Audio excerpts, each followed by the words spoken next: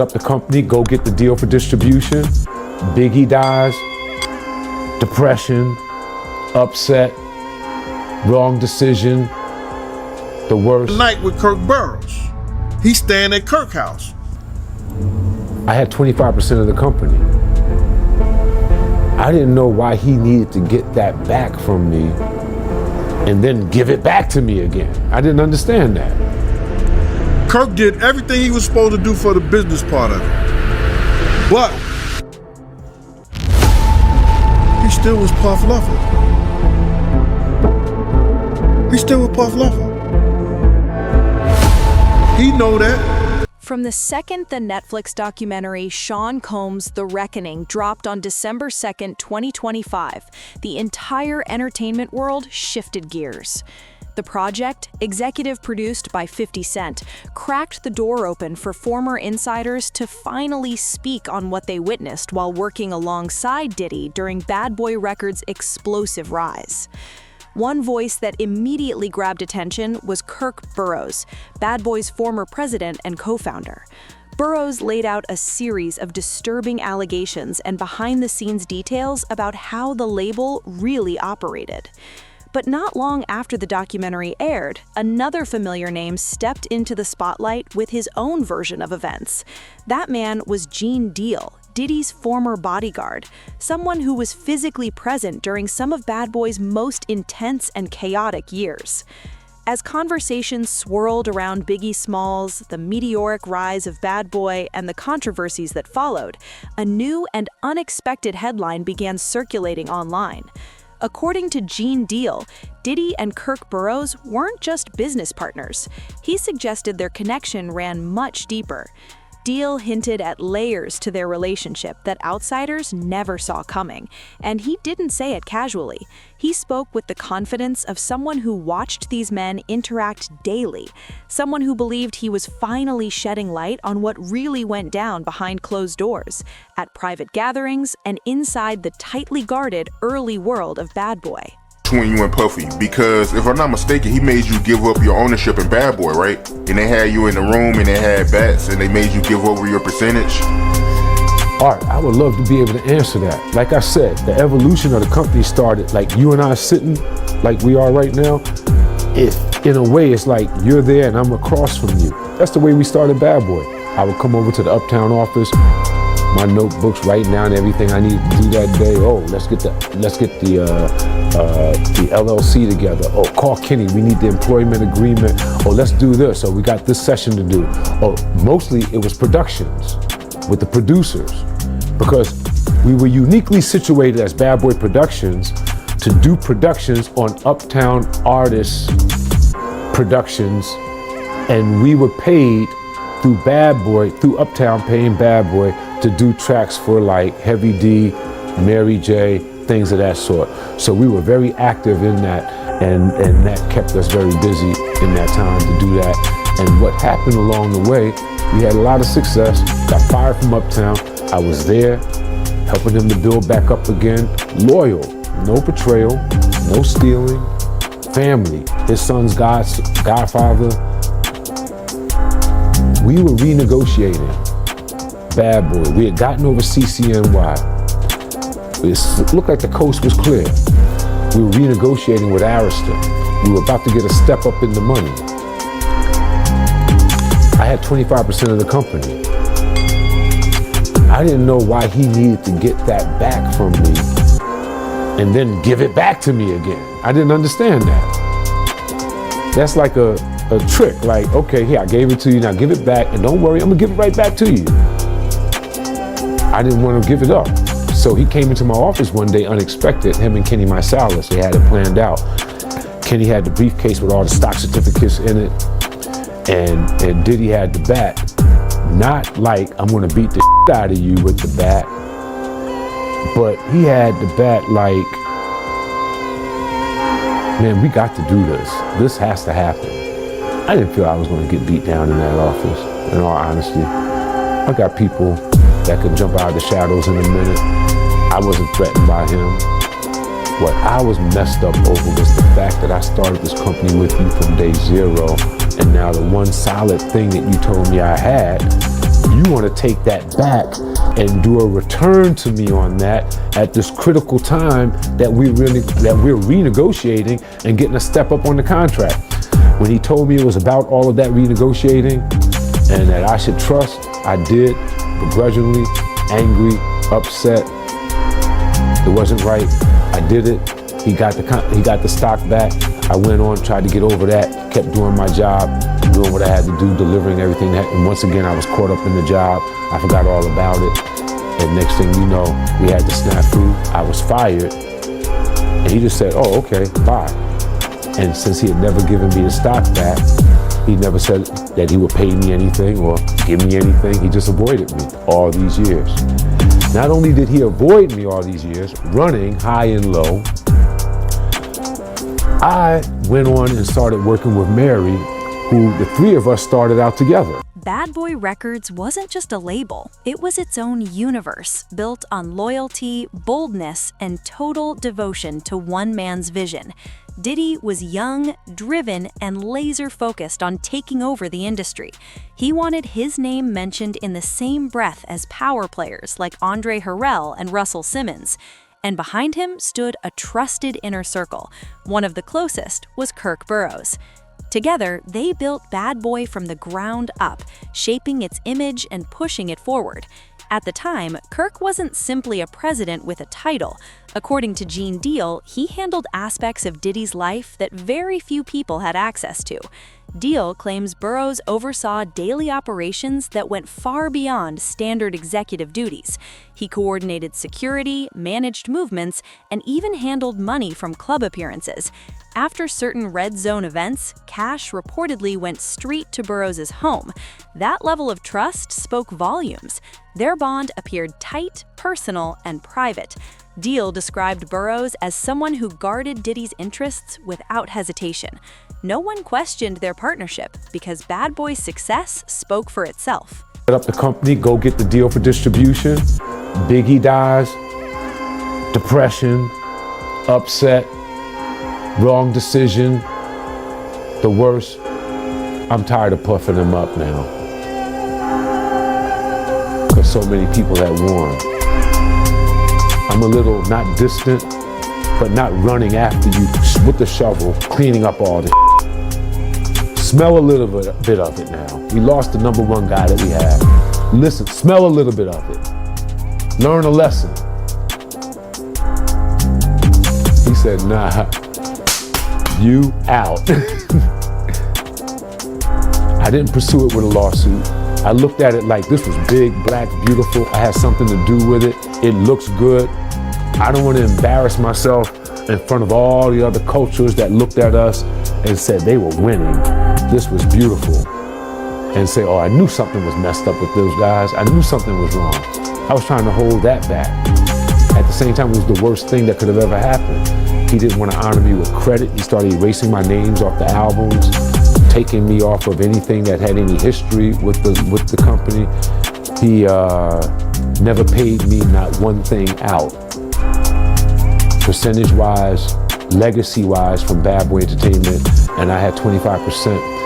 In the legal world, I still have what they call a tolling agreement. If you give someone something, take it back, and didn't give them a fair exchange in value for it, then it's not a consummated deal per se.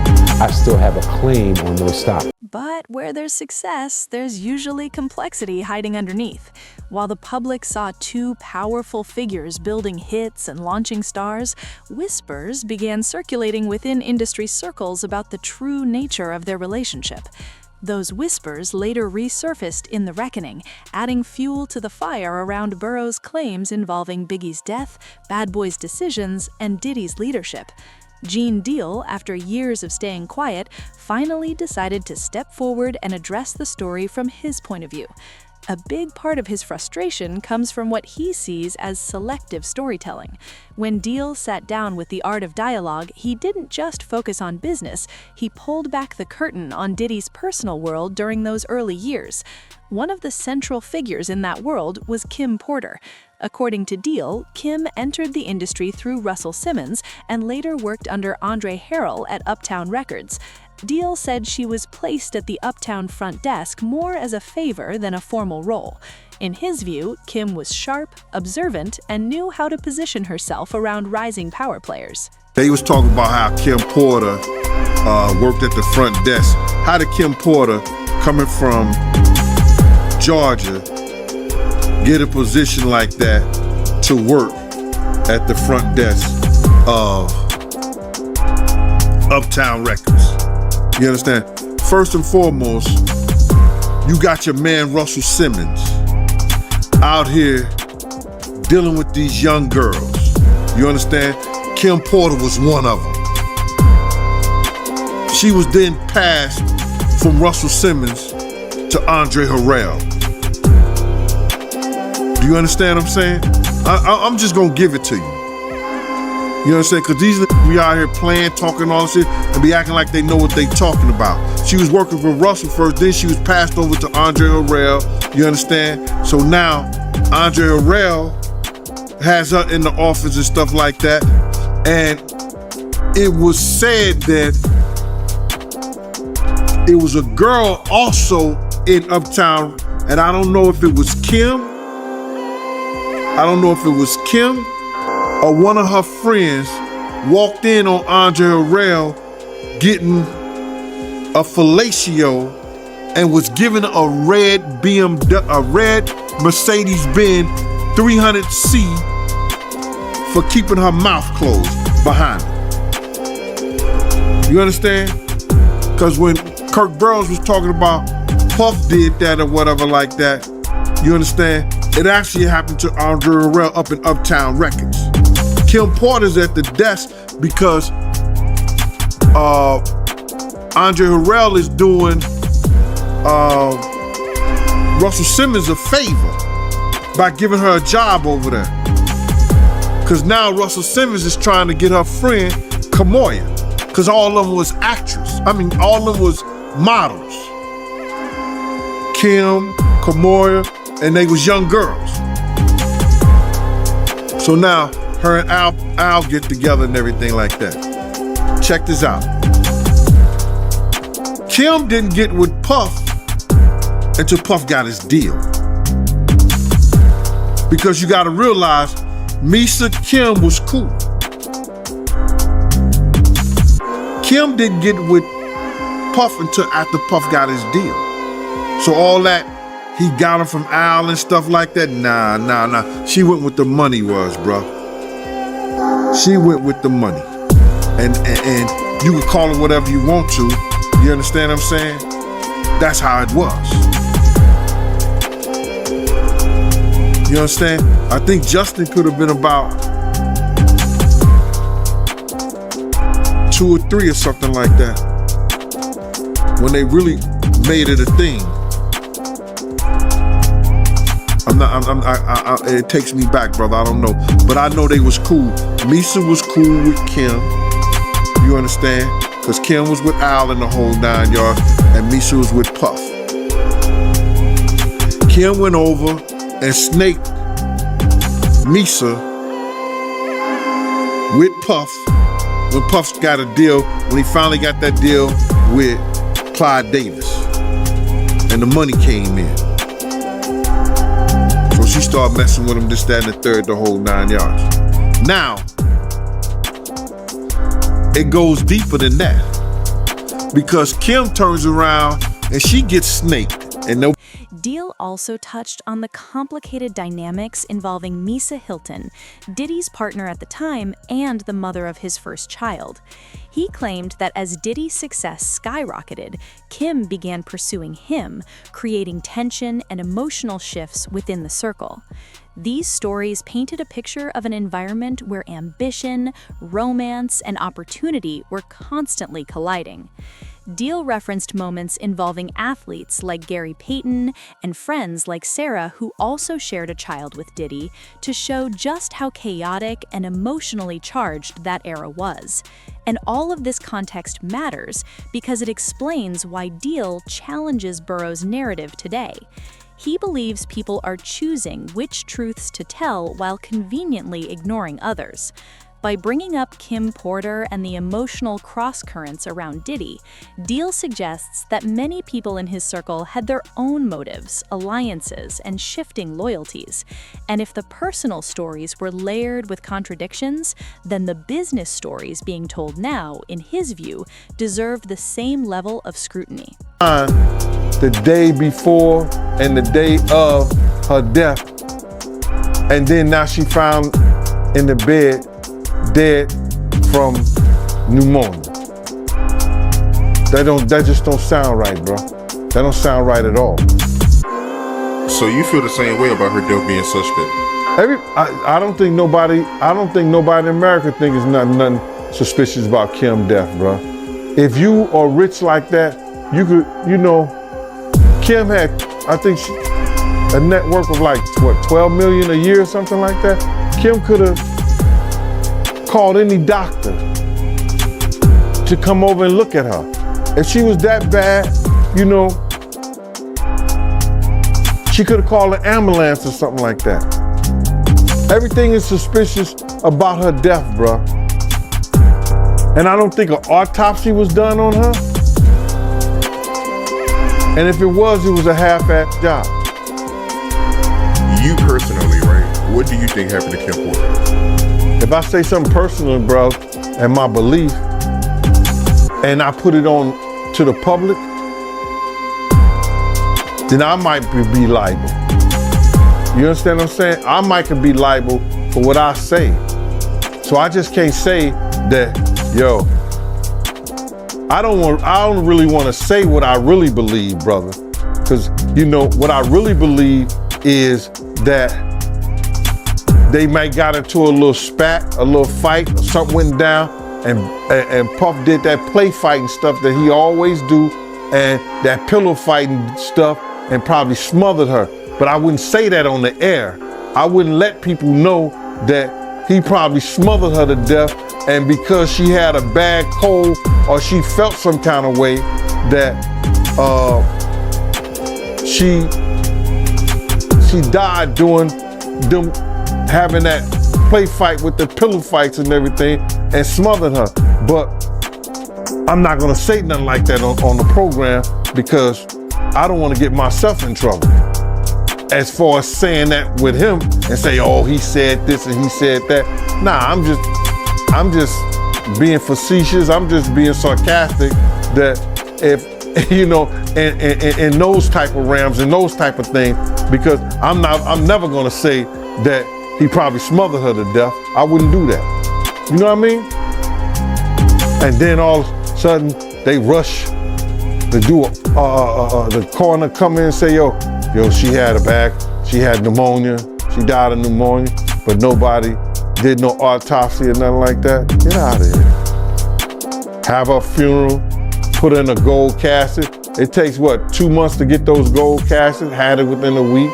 Or you're a millionaire, I guess you can. You're a multi-millionaire, you can get it that quick. Then had somebody at the funeral home, had a bodyguard at the funeral home watch. This is where the conversation takes a sharp turn. According to Gene Deal, the relationship between Diddy and Kirk Burrowes may have been far more intimate than the public ever imagined. Deal didn't just say they were close, he offered specific examples to back up why he believed there was something deeper. He talked about Diddy spending nights at Burrowes' home even while he had a girlfriend. He mentioned moments where the two prayed together privately. He pointed out how Burrowes was trusted with money, security coordination, and highly sensitive movement details. Those aren't responsibilities you hand to someone who's just a business partner. He spoke a lot in his documentary, man. He was letting everything go. He also said that, Diddy, he did take the Rolling Stone cover from Big after Big died. Bruh, you have to look at his sociopath, his narcissism, and see that it shows you he really didn't care about Big like he did. What Kirk didn't tell the truth about that whole thing is that even when we was in California Kirk tried to act like that he didn't know that Puff told him that Big wasn't going to London. I know what the question you asked, but I gotta get this out, bro. Is that on Thursday, me and Puff was in the limousine. Kirk Burrowes was getting Puff the itinerary of what Big and what he was expecting, told him that we was leaving Saturday, this, that, and the third, the whole 9 yards. On Thursday, Puff told Kirk Burrowes, Big ain't going nowhere. He told him that Thursday, Big was not going nowhere. He said, I don't care what you do, you could go do whatever you want to do, but Big ain't going nowhere. Kirk Burrowes was telling him how he had set up this whole and how Arista had paid off all his money for Big to be. Puff was adamant that Big wasn't going nowhere. Now, we were shooting the Hypnotized video. Me and Big was in the Winnebago, and Big was telling me his whole life story. What he wanted to do, his plans, all this like that. He even said, yo, Gene, I would take you with me, but you love that nigga too much. I don't love nobody like that too much. What's up? He said, yo, what's up with the money? I said, nigga, you broke. You know what I'm saying? You owe Mike Gadget $30,000 for, I'm just going in on Big, and we just talking all kinds of smoking Newports. And Big is like, yo, showing me his contracts and all this other like that. I'm laughing at him, everything. So, long story short, D-Rock and Puff is out. You hear me? D-Rock and Puff is gone the whole day, and I'm sitting there with Big the whole day. You understand? That had never happened. Lil C's is on punishment because Lil C's left a bag with pictures that Charlie Baltimore went through and saw nude photos of Big and other chicks in the whole 9 yards. So now, Kirk Burrowes get on the documentary and say that Saturday morning he spoke to Puff or whatever morning that him and Big was supposed to be going, and he could have spoke to Puff that morning, whatever like that. He could have, I can't say he didn't, but I can say that he knew that Big was not going to London because Puff told him he bet not put him on a plane. There's no way Kirk gonna sit up there and say that he thought Big was gonna go on the plane and go anyway when Puff had told. The most shocking claim Deal repeated was a long-standing industry rumor about an intern allegedly catching Burrowes performing an intimate act on Diddy inside the office. Deal said the intern was fired immediately afterward. This story had circulated quietly for years, but it resurfaced because Burrowes positioned himself in the documentary as someone who eventually turned against Diddy. Deal argued that if Burrowes was truly victimized, as some of his lawsuit claims suggest, then their everyday interactions didn't reflect fear or hostility. Instead, Deal described their bond as mutual, strong, and emotionally connected. In his eyes, these details directly challenged Burrowes' credibility. If they were, as Deal claims, closer than brothers, then the idea that Burrowes was terrified of Diddy doesn't align with what he personally witnessed.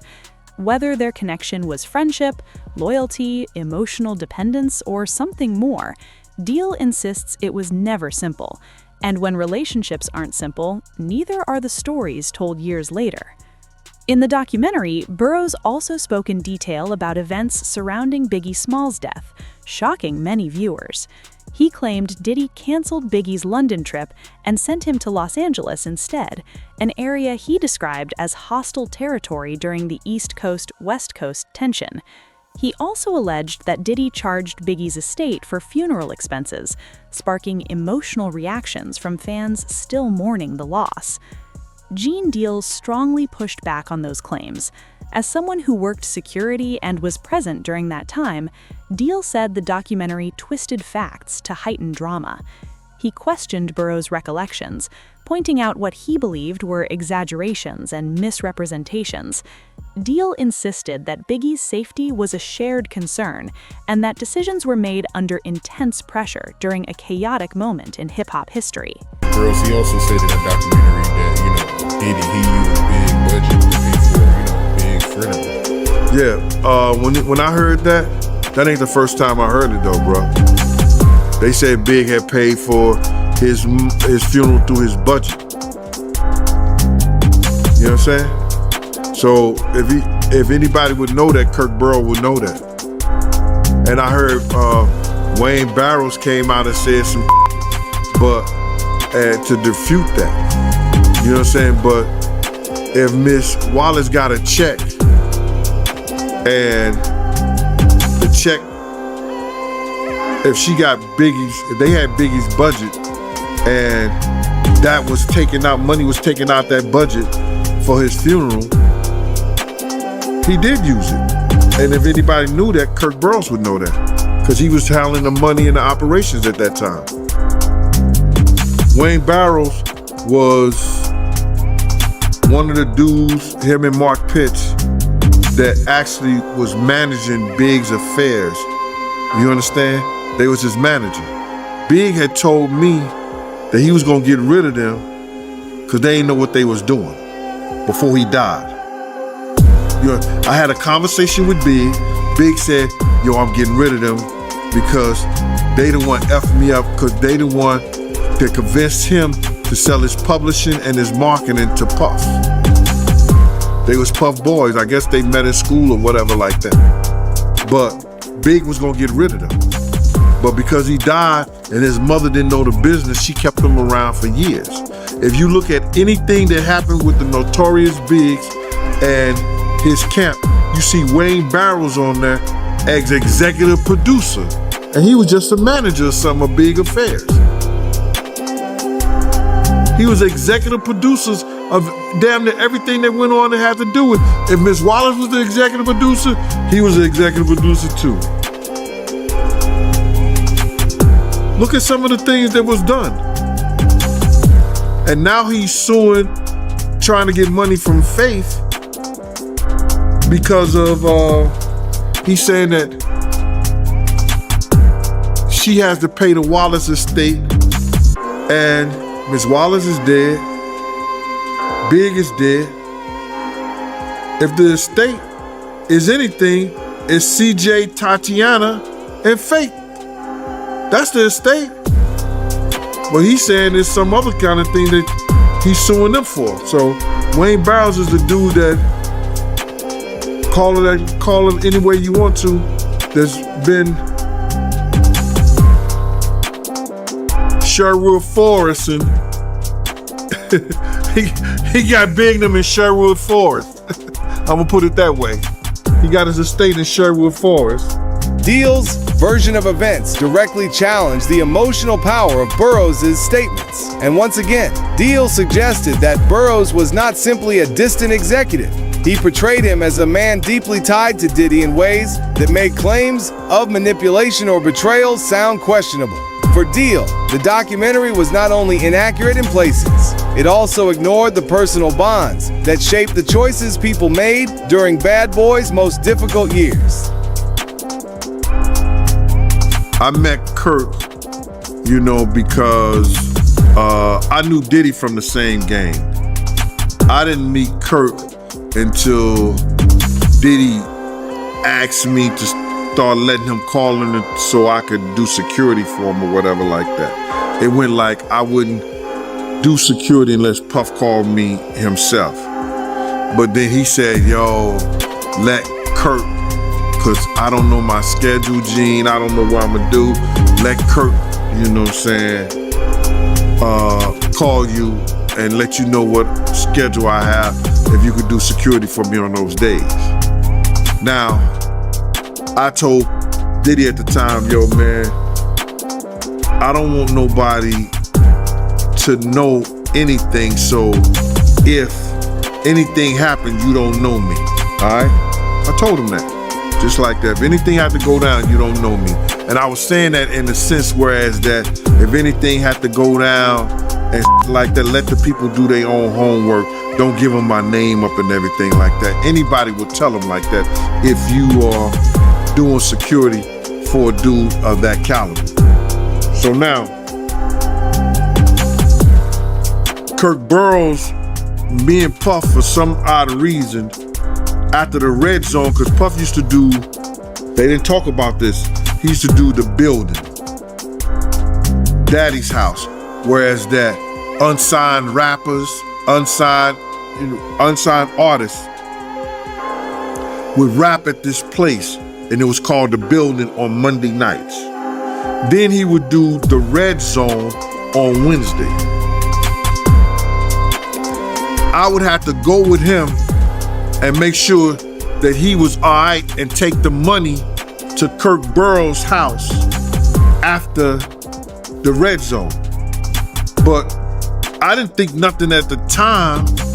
At that time, I didn't think nothing of it, that he was spending the night with Kirk Burrowes either every Wednesday night.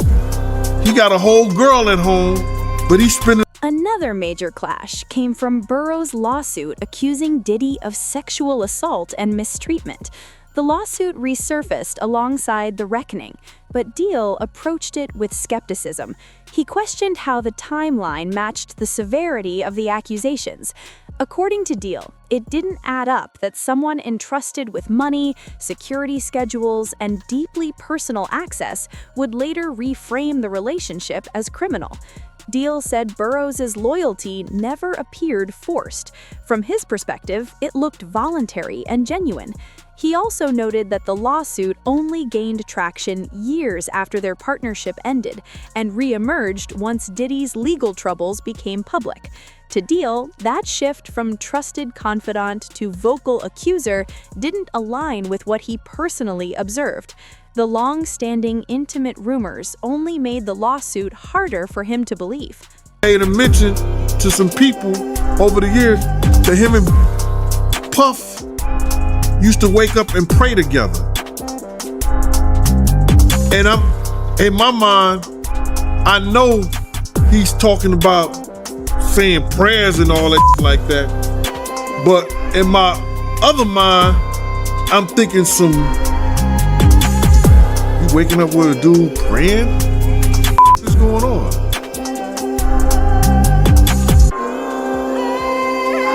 Then there was a situation that somebody said a long time ago in the office.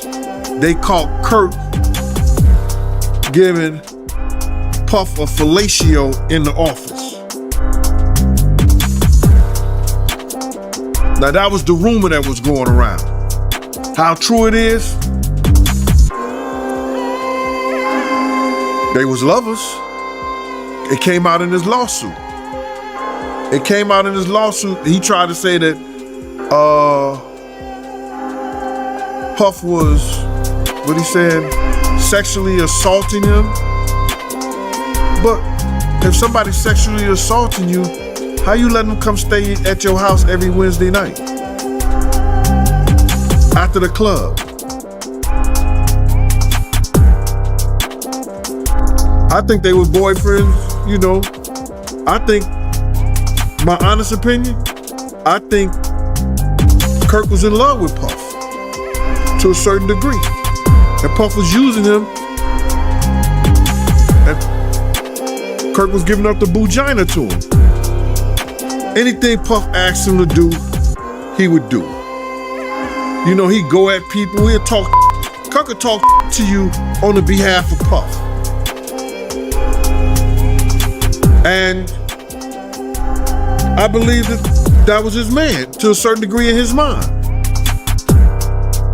And the way he was saying on that documentary, you could feel that they had a relationship. He was hurt behind being Justin's godfather. He allowed Puff to tell him that he was caught up with Misa and everything like that. He believed all this shit. That's what I got out of it. I don't know what you and other people got out of it. He was saying like he was a scorn lover. But how did you find out that he gave Diddy fellatio? You know who they came from? Well, we heard that a long time ago. Like when I was working for Bad Boy. I heard that rumor a long time ago. I was working for Bad Boy that Kirk was caught up giving him a fellatio in the office. And they got rid of one of the interns for walking in on him or something like that. You understand? But then Kirk come out in this documentary, in this lawsuit, and say he was giving Puff was making him, giving him fellatios and the bugina. That's in his lawsuit. But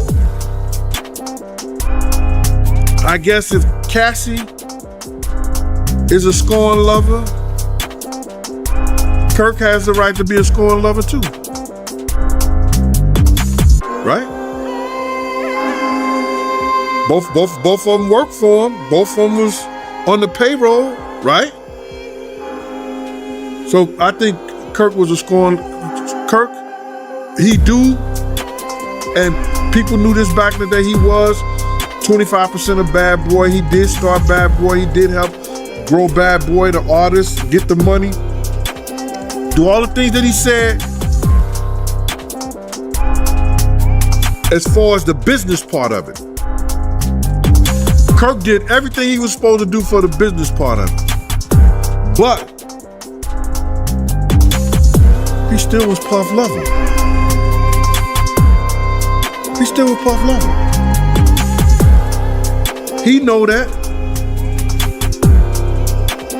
And he was his employee. Guess you can't have your lover working for you. For Deal, this isn't about blindly defending Diddy. He's openly criticized Diddy's choices and behavior in multiple interviews, but his critiques are rooted in what he personally experienced. When it comes to Burrowes' lawsuit, Deal feels the narrative doesn't match the relationship he saw firsthand. And when people revisit traumatic events decades later, Deal believes their words should be weighed against documented history. What makes these claims so explosive isn't just what's being said, it's when they're being said. After Diddy's October 2025 conviction and the release of The Reckoning, attention on every former associate intensified. Old interviews, lawsuits, and rumors were dragged back into the spotlight. Anything tied to Bad Boy suddenly became part of a broader conversation about power, accountability, and hidden dynamics within elite circles. Stated by Mr. Kirk Burrowes that my son slapped me while we were conversing about the tragic City College events in 1981 are inaccurate and patently false. It was a very sad day for all of us. For him to use this tragedy and incorporate fake narratives to further his prior failed and current attempt to gain what was never his Bad Boy records is wrong, outrageous, and past offensive. Sean has been a dutiful son, always ensuring that I was cared for and vigilantly managing my medical care, as well as providing financial support. Well, there's her motive for lying, folks. I mean, my God, girl. Oh, yeah. Oh, you're fair enough. All that money helped take care of you, so you're being fair. Got it. I am requesting that these distortions, falsehoods, and misleading statements be publicly retracted. I don't think they're gonna do this. I don't think they're gonna. Good luck with that one. Good luck. Who do you believe on this one, guys? Nice try, Diddy. Seriously. Some people like PD in the world. God help us all. 50 is petty. I don't trust any. I don't know. Let's not get political. He deserves to be in jail for a lot longer than he got. Yep. Look, that's what I've always thought. I mean, this proves it. The fact that he's like out there, the narcissism, literally, as the raids happened, he's still filming himself and then filming him with his own lawyers. It's literally the dumbest thing you could do. I really wanted to film me and my lawyers and part of this for my own doc, but everyone warned against it, and I knew, I'm not messing that up because I understood what the ramifications would. The public was already overloaded with allegations about Diddy's parties, business moves, and fractured friendships. Adding a narrative that hinted at an intimate relationship between Diddy and his business partner poured gasoline on the fire. Fans started questioning whether personal loyalty influenced major decisions. Others wondered if Burrowes' claims were shaped by resentment or unresolved emotions. Meanwhile, Diddy supporters pointed to Gene Deal's statements as proof that Burrowes wasn't being fully transparent. The internet became a battleground where truth, loyalty, pain, and memory clashed daily. And as the conversation grew louder, the relationship between Diddy and Kirk Burrowes became one of the most debated topics following the documentary's release. Guy that owned 25% of Bad Boy, okay? He owned 25% of Bad Boy. When he started Bad Boy, it was between two guys, okay? I think the guy's name is Kirk Burrowes, if I'm not mistaken. Can you type in Kirk Burrowes to see the face? Glasses and the... Let me see if this is the one. Kirk Burrowes. Yeah, can you go to images to see if that's him? Yeah, Kirk that's Burrowes. him. Okay, so that's him. Yeah. He owned 25% of Bad Boy. When they started Bad Boy, he puts 25 under his name, 75 under his mother's name. Diddy does. So 75% of the company's under his mother's name, 25% is under his name. One day he comes up to him, fully ready to take the sky out, says, you have to sign off the 25% to me. He says, I'm not going to do it. He says, you have to do it. He forces him to sign up and gives away the 25% over to Diddy. Okay? Gives away the 25% to Diddy. That's his. Threatening his life? He threatens his life, allegedly, to give up the 25%, which he ends up giving up to Diddy. And he says, I'm going to give it back to you. Never gives it back to him. And then later on, when he takes him to court to say, this is my 25%, the court says, no, you have mental issues. You're having challenges here. This is out of control. Boom. Diddy ends up keeping the 25%. Nothing ever happens. He never gets the 25% back. This is the guy that was doing all the deals, okay? But as you go through the story with him and the stories of the girls and what happened and how he became super famous was that basketball game in New York that he set up, that 9 people died, and he had to go in front of TV and explain the fact that I was trying to put together the greatest basketball game ever. It's called the City College Stampede. 9 kids died. Have you heard about the story? No. You've never heard about the story? Rob, can you just go online and type in this? This is how Diddy became famous. What year was this? This is Diddy's 19 years old. If you just type in the City College, this is 34 years ago, guys. Wow. Exactly 34 years ago. Go to a clip of it, Rob, if you can, just to show. Go to the cover of that page. Go to the cover there. Look at that. Oh my God. 8 crushed to death and ends up becoming 9, by the way. Yeah, true story. But if you go and see if you can find a video, Rob, of what it looked like. If you type if you type in video, so everybody's coming to this game, all the major NBA, all the major rappers, everybody's, oh my God, it's going to be great. It's going to be this, it's going to be that. And then that image right there, go to that image right there with Diddy, the middle one. That's him doing the press conference. He does the press conference on that day at 19-ish years old. Boom, he becomes famous. And he creates that rumor reputation of he can put the biggest parties in the world and people show up. The biggest promoter. So that became a way where his image got. At the end of the day, the story of Diddy and Kirk Burrowes is layered and complicated. It's shaped by Bad Boy's success, the tragic loss of Biggie Smalls, chaotic personal relationships, and now explosive claims from a major Netflix documentary. Gene Deal's decision to challenge Burrowes' narrative added yet another twist. He believes Burrowes isn't telling the full story and insists their bond was deeper, more loyal, and more emotional than what's been portrayed. Others argue that trauma, pressure, and time can reshape how people remember the past.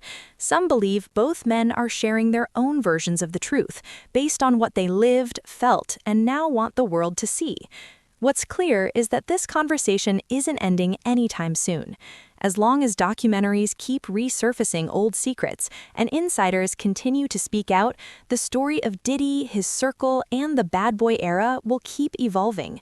So now we ask you, after hearing everything, who do you think is telling the real truth about what happened inside Bad Boy Records? Drop your thoughts in the comments. If you enjoyed this breakdown, hit that subscribe button so you never miss another video. And until next time, fam, keep it real.